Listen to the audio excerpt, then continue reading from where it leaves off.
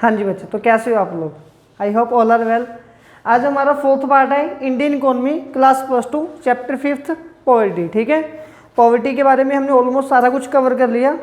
अब हम ये देखेंगे कि अगर हमारे देश में इतनी गरीबी फैली हुई है और जो हमारे गवर्नमेंट ने काफ़ी सारे स्टेप्स उठाए थे वो हमने प्रीवियस वीडियो में कवर किए थे। ठीक है, जनधन योजना वगैरह काफ़ी सारी प्लान की है।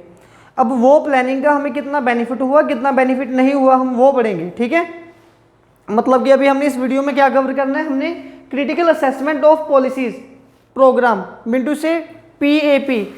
पीएपी की फुल फॉर्म है पॉवर्टी एलिवेशन प्रोग्राम। ठीक है, मतलब कि वो प्रोग्राम जिनको गरीबी को दूर भगाने के लिए बनाया गया था, उनके बारे में हमने थोड़े से अपने व्यूज आगे रखने हैं। सबसे पहला पॉइंट हमारे पास अचीवमेंट। पहले हम अचीवमेंट पढ़ने की कोशिश कर रहे हैं कि हमने क्या क्या अचीव कर लिया इन प्रोग्राम की हेल्प के साथ। ठीक है, देखिए सबसे पहले percentage population below poverty line, मतलब कि कितने परसेंट लोग गरीबी रेखा से नीचे हैं।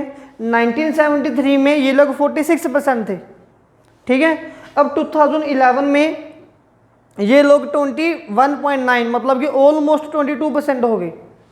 तो मतलब कि हमने 50% गरीब लोगों को अमीर कर दिया, मतलब कि गरीबी रेखा से ऊपर उठा दिया। तो ये एक गुड पॉइंट, अच्छा पॉइंट है। ठीक है, अब पता नहीं हमने इन लोगों को वाकई गरीबी से ऊपर उठाया है या हमने गरीब पॉवर्टी लाइन को ही नीचे कर दिया, वो डिसाइड करना पड़ेगा बाद में।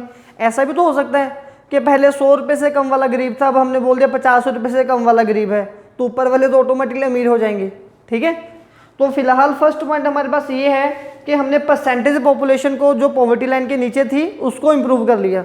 दूसरा हमने अचीवमेंट ये अचीव किया कि वेज रेट होता मजदूरी वगैरह। अगर पहले के टाइम पे लोगों को 200 रुपये 300 रुपये मजदूरी मिलती थी, वेतन मिलता था, वो अभी ज़्यादा मिल रहा है। ठीक है, तो ये दो अचीवमेंट। अब इसके बाद आगे फेलियर पढ़नी, हमने क्या क्या फेलियर फेस किए हैं। सबसे पहला फेलियर हमारे पास आ गया, ये जो पीएपी हमने प्रोग्राम मुहिम चलाई थी, पॉवर्टी एलिवेशन प्रोग्राम। ठीक है, ये बिल्कुल ही फ्लॉप हो गए। अब इनके फ्लॉप होने का रीज़न क्या है? मान लो बच्चे ये कोचिंग सेंटर है, इसको मैं चला रहा हूँ और ये बिल्कुल फ्लॉप होते जा रहा है, तो इसका मेन रीज़न क्या होगा? कहीं ना कहीं मेरी खुद की इनएफिशिएंसी, कि मैं बच्चों को सेटिस्फाइड ही नहीं कर पा रहा हूँ। तो ऐसे ही ये जो पीएपी प्रोग्राम हमारे फेल हुए, सबसे पहले यहाँ पे हमारे पास पॉइंट है कि इनएफिशिएंसी। जिस स्टाफ को हमने हायर किया था गरीबी को दूर करने के लिए, वो स्टाफ इनएफिशिएंट रहा। ठीक है, दूसरा पॉइंट हमारा पुअर स्टाफ। जिस स्टाफ को हम आगे लेके आए थे वो स्टाफ में इतनी कैपेबिलिटी नहीं थी, उन्होंने इतनी लगन से काम नहीं किया, वो करप्शन को नहीं रोक सके, वो लीकेज को नहीं रोक सके। ठीक है, अब स्टाफ में कमी आ गई। इनएफिशिएंसी क्यों थी? इनएफिशिएंसी थी बिकॉज ऑफ कॉम्प्लेक्स प्रोसीजर। मान लो कि अगर मैंने कोई प्लान करना है तो मुझे वो काम करने के लिए पहले 10 लोगों से परमिशन लेनी पड़ेगी। मेरे आगे 10 मंत्री बैठे हैं, तो जब मैं उनसे परमिशन लूँगा तो वो 1 साल 2 साल 3 साल तक का टाइम लग सकता है। किसी बंदे को कोई प्रोग्राम मैंने कल लॉन्च करवाना है, आफ्टर 1 मंथ लॉन्च करवाना है, लेकिन मुझे सालों तक उसकी वेट करनी पड़ रही है। तो ये भी एक मेजर रीज़न था जिस वजह से हमारे पीएपी प्रोग्राम जो है वो फेल हो गए। फर्स्ट पॉइंट क्लियर है आपको? चलिए सेकंड पॉइंट देखिए आगे। सेकंड पॉइंट में हमारे देश में 3 तरह के लोग रहते हैं, जो टॉपिक के हिसाब से मैंने कवर किए हैं। एक तो है रिचर पीपल, आप जैसे। ठीक है, जैसे आप सभी लोग अमीर हो। दूसरे हैं एजुकेटेड पीपल। ठीक है, वो भी चलो आप लोग हो, मैं भी हूँ, जो पढ़े लिखे हैं। थर्ड कैटेगरी में आते हैं पुअर लोग, पुअर पीपल। ठीक है, तो ये जो पीएपी के प्रोग्राम हम लोगों ने बनाए थे, हमारी गवर्नमेंट ने क्या किया, इसका बेनिफिट रिचर पीपल को दे दिया। अब रिचर पीपल को कैसे मिला? वो अमीर लोग हैं, उनकी थोड़ी बहुत अच्छी पहुंच है, रिलेशन भी अच्छे हैं, कोई भी अगर पॉलिसी आ रही है तो वो बैंक में इमीडिएटली जाते हैं और बैंक वाले उनका काम पहले कर देते हैं, या जो भी मतलब कि मंत्री वगैरह उनकी जान पहचान किया तो उनका काम वो हंस के कर देते हैं। ये चीज़ क्लियर है? दूसरा पॉइंट, जो एजुकेटेड पीपल थे उन्होंने भी बेनिफिट उठा लिया पीएपी का। उन्होंने कैसे उठा लिया? क्योंकि उनको पता था कि आज न्यू पॉलिसी आई है, इस एक्ट के तहत हमें इतना मुआवजा मिलेगा, हमें ये हेल्प मिलेगी, हमें वो हेल्प मिलेगी, और अगर हमारे तक वो सही हेल्प नहीं पहुंचेगी तो हम कंप्लेंट कर सकते हैं। ठीक है, तो इनको भी बेनिफिट मिल गया। थर्ड बचे पुअर पीपल, मेरे जैसे। अब हमारे जैसे जो गरीब लोग हैं, ना तो हमें पता है कि कौन सी पॉलिसी आई है, जब हम बैंक में जा रहे हैं तो हम हाथ जोड़ के बात कर रहे हैं, प्लीज़ मुझे मेरे 500 रुपये दे दो, और वो मुझे गाली देके भगा देते हैं, भाग जाओ यहाँ से, अभी 1 हफ्ते बाद आना। ठीक है, डायरेक्ट हफ्ते महीने का टाइम दे दिया। तो मतलब कि जो पुअर लोग थे उनको इस चीज़ का कोई भी बेनिफिट नहीं हुआ। क्लियर है ये चीज़ आपको? नेक्स्ट पॉइंट हमारे पास आया कि ये जो PAP पॉवर्टी एलिवेशन प्रोग्राम हम लोगों ने बनाए थे, उसमें था, उसका मेन मोटिव ये था कि देश से गरीबी को दूर भगाना है। जब अगर मैं आपको बोलूँगा कि यहाँ पे एक काफ़ी सारा एक गंदा नाला है, हमने उस नाले को साफ़ करना है, मान लो कि अगर हम लोगों ने ये मुहिम चला ही ली, हमने सोचा कि यहाँ पे बच्चे भी रहते हैं, आप भी रहते हो, मैं भी रहता हूँ, बीमारियाँ फैलती हैं, कोरोना का टाइम है, क्यों ना आज हम इस गंदे नाले को साफ़ करें। चलिए, आसपास से तो हम सब लोगों ने साफ़ कर दिया, लेकिन गहराई में ना तो मैं जाना पसंद कर रहा हूँ, ना आप लोग जाना पसंद कर रहे हो। आप बोल रहे हो वहाँ पे कोई जानवर होगा, इतनी गंदगी में मैं तो नहीं घुस सकता, मैं नहीं घुसूंगा, वगैरह वगैरह, है ना। तो अगर हम नहीं घुसेंगे तो हमारी मुहिम तो अधूरी रह जाएगी। ऐसे ही ये जो प्रोग्राम हम लोगों ने चलाया था, जो लोग इसको लीड कर रहे थे वो बैकवर्ड एरिया में नहीं गए। उन्होंने बोला जी इतनी दूर तक पहुँचना हमारे बस की बात नहीं है, काफ़ी ज़्यादा टाइम लग जाएगा, और जो पुअर पीपल है इनके तक पहुँच करना काफ़ी मुश्किल की प्रॉब्लम है। ये अभी हम पॉसिबल नहीं ये कैसे नहीं कर सकते वो भी मैं आपको समझा रहा हूँ। मान लो यहाँ पे मिस्टर एक्स हैं, उन्होंने वो कोई भी मतलब कि सरपंच है किसी विलेज के, ठीक है। अब उन्होंने बोल दिया कि मैं गरीबों को हेल्प करूँगा उनकी। अगर आपको कभी भी कोई फंड चाहिए खेती बाड़ी वगैरह करने के लिए, तो 2-4 जो अमीर लोग हैं उनको 2-4 3,000 5,000 रुपये चाहिए होंगे, वो उनको दे देंगे। मुझे 1 लाख रुपये चाहिए, अब जितना पैसा मैं मांग रहा हूँ इतने पैसे में तो वो 20-25 लोगों को लोन दे देंगे, तो वो मुझे लोन बिल्कुल भी नहीं देंगे। वो बोलेंगे अगर मैं तुम्हें लोन नहीं दे रहा तो एक ही वोट खराब होगी, खराब होने दो। वहाँ पे अगर मैं उनको 2-2 3-3 हज़ार दे रहा हूँ, हेल्प कर रहा हूँ, तो मेरी 20 वोटें पक्की हो रही हैं, तो मुझे 20 वोटें चाहिए। मतलब कि जो पुअर लोग हैं वो इग्नोर हो गए, लेकिन जो रिचर पीपल थे या एजुकेटेड पीपल थे उनको इसका बेनिफिट मिल गया। क्लियर है ये पॉइंट मेरा? तो यही चीज़ यहाँ पे हुई, जो बैकवर्ड एरिया था और जो पुअर पीपल थे वो दोनों लोग निगलेक्ट हो गए। नेक्स्ट पॉइंट हमारे पास आया जो क्रेडिट स्कीम। हमारी गवर्नमेंट ने बहुत अच्छी स्कीम चला दी, क्रेडिट स्कीम। क्रेडिट स्कीम के तहत कुछ पैसा मिलना था, मुआवजा मिलना था गरीबों को, कि अगर कोई काम धंधा खराब हो रहा है, बारिश के ने फसल वगैरह ख़राब कर दी, आपको कोई बिजनेस करने के लिए पैसा चाहिए, स्कूल की फ़ी भरने के लिए पैसा चाहिए, तो हम आपको क्रेडिट दे देंगे। अब वो क्रेडिट की स्कीम समझिए, मैंने स्कूल में फ़ीस भरवानी है, ठीक है, तो मुझे अभी पैसे चाहिए 30,000 रुपये, कॉलेज की फ़ीस भरवानी है मैंने। अब जब मैंने वो लोन पास करवाने के लिए मैं गया तो वो 6-7-8 महीने 1 साल का टाइम लग गया। अब 1 साल तक तो मेरी पढ़ाई, वो सेशन मेरा कंप्लीट हो गया, या मैंने एग्रीकल्चर करनी थी, खेती करनी थी, वो सीज़न तो निकल गया। अब तब उन्होंने मुझे पैसे नहीं दिए, तो मेरा वो नुकसान हो गया। अब सीज़न निकलने के बाद मुझे पैसे ला के रख दिए। लालची हूँ मैं, गरीब हूँ मैं, वो वापस नहीं करूँगा, लेकिन वो पैसे खर्च होंगे, इन्वेस्ट तो नहीं हो पाए, ठीक है। तो जो उनकी क्रेडिट स्कीम थी वो भी अप टू डेट नहीं थी, वो कुछ भी मतलब कि हमें ज़्यादा सपोर्टिव रिजल्ट नहीं दे सकी। अगर किसी बंदे को 1 लाख रुपया लोन चाहिए तो ये बोलते थे 1 लाख नहीं थी, आपको 10,000 मिलेगा, इतना ही पास हुआ आपका लोन, ठीक है। तो इसीलिए जो क्रेडिट स्कीम थी वो काफ़ी हद तक फेल हो गई। सिमिलरली मार्केटिंग स्कीम, इनको बोला गया था कि आपके प्रोडक्ट को हम इस हिसाब से परचेज करेंगे, महंगे रेट में परचेज करेंगे, ये करेंगे वो करेंगे, वो इमेज बनाने के लिए, एक छवि बनाने के लिए तो ये स्कीमें अप्लाई हो गई, लेकिन रिजल्ट कभी भी कहीं पे भी नहीं मिला, ठीक है। अब अगर मैं आपको बोलूँगा यहाँ पे कि आप जितने भी बच्चे यहाँ पे पढ़ रहे हो, जब आपका सेशन कंप्लीट होगा तो आप सबकी जितनी भी बुक्स हैं वो मैं पूरे MRP रेट के ऊपर परचेज कर लूँगा। और मेरा इस मुहिम का मेरा मेन मोटिव ये है कि नेक्स्ट क्लास में बुक्स परचेज करने के लिए आपके पास पैसे की कमी ना रहे। ये मैंने अनाउंस कर दिया, हर जगह ये बात फैल गई। लेकिन जब पैसे पे करने की बात ये, फिर मैं क्या बोलूँगा, आपकी बुक की तो कंडीशन हालत ही काफ़ी ख़राब है, ये तो बुक चेंज होगी, फिर मैं ऐसे एक्सक्यूज लगा रहा हूँ, है ना। तो यही कुछ यहाँ पे हुआ था। नेक्स्ट पॉइंट हमारे पास आया, हमारी सोसाइटी में या तो लोग होते हैं रिच पीपल या होते हैं पुअर पीपल, ठीक है। अब पुअर के साथ एक और कैटेगरी के लोग आते हैं, नॉन पुअर। अब नॉन पुअर अमीरों को नहीं बोला जाता, नॉन पुअर वो हैं जो कभी कभार पॉवर्टी लाइन से ऊपर आ जाते हैं। मतलब कि जो डिफरेंस हमने इन तीनों में बढ़ा था, ठीक है, जो लोग इनसे थोड़े से ऊपर है, मतलब कि एजुकेटेड कैटेगरी में आ सकते हैं, उनको हम नॉन पुअर बोल देते हैं। तो ये जितनी भी हम लोगों ने स्कीमें चलाई थी, ठीक है, उसका बेनिफिट नॉन पुअर लोगों को तो इजीली मिल गया, लेकिन जो पुअर पीपल थे उनको कोई भी इसका बेनिफिट नहीं मिला। क्लियर है? नेक्स्ट पॉइंट हमारे पास आ गया। फिर यहाँ पे हमारे पास क्या था, कुछ विलेजेस में कुछ पावर ग्रुप बने थे, ठीक है, कुछ पावर ग्रुप बने। जैसे मैं अभी आपको एक कोरोना के टाइम की एक बता रहा हूँ स्टोरी। जब 21 मंथ का लॉकडाउन लगा था, उसके 1-1.5 महीने बाद, ठीक है, तो टीवी पे एक न्यूज़ वायरल होने लगी कि गवर्नमेंट ने किसी विलेज में, आई थिंक यूपी बिहार वाली साइड का था कुछ, वो मुझे स्टेट याद नहीं है, कि उन्होंने ग्रांट भेजी है लोगों को 4,000 की, कि आप अपने लोगों को 4,000 हज़ार रुपये दो, ठीक है। और वहाँ पे जब लोग पैसे लेने के लिए पहुँचे, सरपंच ने पैसे देने भी शुरू कर दिए, लेकिन उसने सबको कितने कितने पैसे दिए, ओनली 500 रुपीज़ दिए, ठीक है।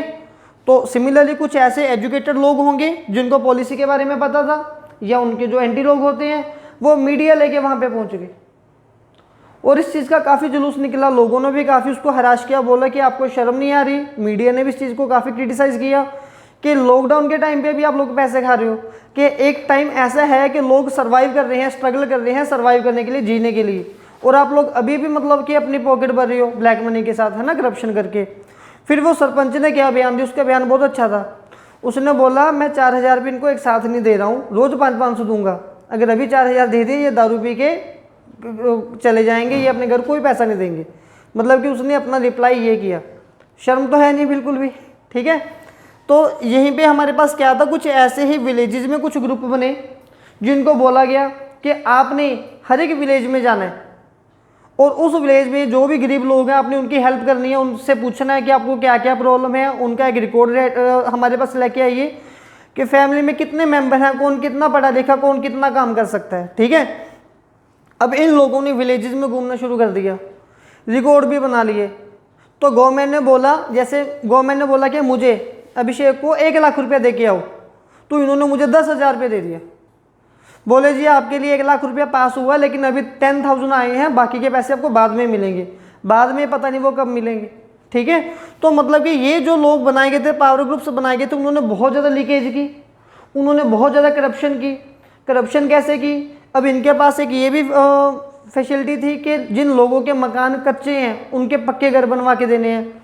अब मेरा घर वैसे ही कच्चा है, लेकिन मेरे साथ वाले किसी का घर पक्का है, तो घर बनाने के लिए जो मुझे पैसे मिलने थे वो पैसे मुझे नहीं दिए, इन्होंने दूसरे को दे दिए, क्योंकि वो इनका वोट बैंक है, वो इनके जान पहचान के, मतलब कि ऐसे करप्शन वगैरह भी काफ़ी हुई, ठीक है। अगर ऐसी करप्शन चलती रहेगी फिर गरीबी कैसे दूर होगी। नेक्स्ट पॉइंट हमारे पास आ गया, ये जो पीएपी पॉवर्टी एलिवेशन प्रोग्राम जो चले थे, ठीक है, इसको ये पॉइंट समझिएगा, ये काफ़ी इंपॉर्टेंट है। हाँ जी, यहाँ पर ये काफ़ी इंपॉर्टेंट पॉइंट, ये जो पीएपी प्रोग्राम थे इसको लिखा गया कि ये ओनली गवर्नमेंट स्पॉन्सर प्रोग्राम थे, हमारी गवर्नमेंट ने सिर्फ इनको स्पॉन्सर किया था। स्पॉन्सर किया था मतलब कि सिर्फ एक छवि तो बना ली, ठीक है, लेकिन no participation of common people, यहाँ पर कॉमन लोगों की पार्टिसिपेशन हुई नहीं। जैसे कि हमारे सरकार ने एक वोटों से पहले हमसे एक हमारे साथ एक प्रॉमिस किया था कि घर घर मैं नौकरी दूंगा, कितने लोगों को नौकरी मिली है, ठीक है। मतलब कि वो इमेज बनाने के लिए जो हम लोग बोल देते हैं, जैसे मैंने आपको अभी एग्जांपल दी कि मैं आपकी बुक्स एमआरपी पर परचेज करूंगा, वो मैंने छवि बनाने के लिए बोल दिया, लेकिन अब उसके बाद जब मतलब कि बुक्स परचेज करने की बारी है मैं नहीं परचेज कर रहा हूँ, तो कोई पार्टिसिपेशन नहीं है, किसी बच्चे से मैंने बुक परचेज ही नहीं की, पैसे दिए नहीं आपको। सिमिलरली हमारी जो सेंट्रल गवर्नमेंट का एक बयान था कि जो कोरोना के इंजेक्शन है वो सेंट्रल गवर्नमेंट ही परचेज करेगी और वो सभी स्टेट गवर्नमेंट को हैंड ओवर करेगी, ठीक है। उस टाइम पे पूरे वर्ल्ड में वाह वाह होगी, लेकिन अभी क्या बोला जा रहा है कि जो स्टेट गवर्नमेंट है वो अपनी जो कोरोना की वैक्सीन है वो खुद परचेज करेगी, ठीक है। तो मतलब कि ये गवर्नमेंट स्पॉन्सर तो कर देती है, लेकिन इसके बाद काम करने वाले लोग काफ़ी कम थे। नेक्स्ट पॉइंट हमारे पास आए जो पीएपीएफ, जो मेन रीज़न है, जो आप कंक्लूजन बोल सकते हो, जो पीएपी में सबसे बड़ा फेलियर हमें देखने को ये मिला। देखिए, अगर आपके पास एक गरीब है, आपके सामने गरीब है ना, आपने सोचा मैं उसकी हेल्प कर देता हूँ, मान लो मैं ही गरीब हूँ, आपने बोला चलो सर की हालत काफ़ी ख़राब है, हम सर की हेल्प कर देते हैं। आप मेरी कैसे हेल्प करोगे, आपने मुझे 20,000 रुपये दे दिए, ठीक है, और आपका माइंड आप मतलब कि पूरे सेटिस्फाइड हो गए कि मैंने किसी गरीब बंदे की हेल्प की है।